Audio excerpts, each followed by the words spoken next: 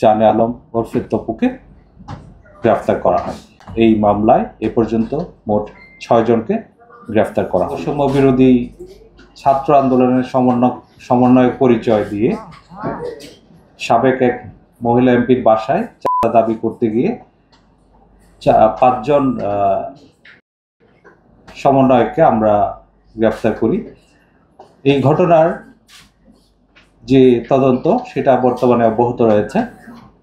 ইতিমধ্যে গ্রেফতারকৃত যে 5 জন ছিল তার মধ্যে 4 জন 5 দিনের রিমান্ডে রয়েছে।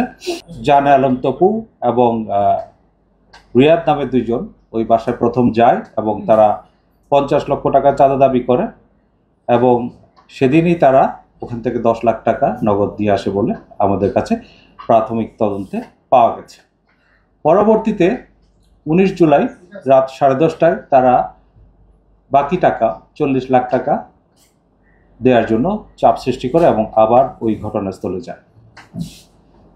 পরবর্তীতে তারা ওখান থেকে চলে আসে এবং 26 জুলাই আরও লোকজন বাড়িয়ে তারা ওখানে পুনরায় যায় এবং বাকি টাকা প্রদানের জন্য চাপ সৃষ্টি করতে থাকে।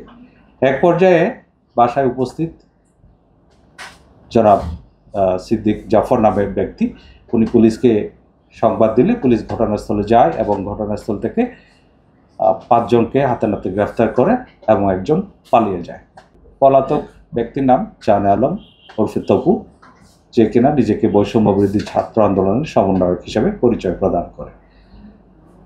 এই ঘটনায় বিস্তারিত তদন্ত অব্যাহত রাখে এবং তার প্রেক্ষিতে থানা পুলিশের পাশাপাশি ঢাকা মহানগর গোয়েন্দা পুলিশ ঘটনায় জড়িতদের আইনের আওতায় নিয়ে আসতে কাজ করে এবং তারই প্রেক্ষিতে আজ সকালে রাজধানীর গোপীবাগ হতে জানে আলম ওরফে তপুকে গ্রেফতার করা হয়। এই নিয়ে এই মামলায় এ পর্যন্ত মোট 6 জনকে গ্রেফতার করা হলো। আপনারা জানেন গ্রেফতারকৃত রিয়াদের বাবুবাজার বাসা থেকে 2,25,00,000 টাকার 4টি চেক উদ্ধার করা হয় এবং গত পরশুদিন তার বাড্ডার আরেকটি বাসা থেকে নগদ 2,98,000 টাকা উদ্ধার করা হয়। এই ঘটনায় আর যারা জড়িত তাদেরকে আইনের আওতায় নিয়ে আসা এবং ঘটনার মূল রহস্য উদ্ঘাটনে আমাদের তদন্ত কাজ অব্যাহত রয়েছে।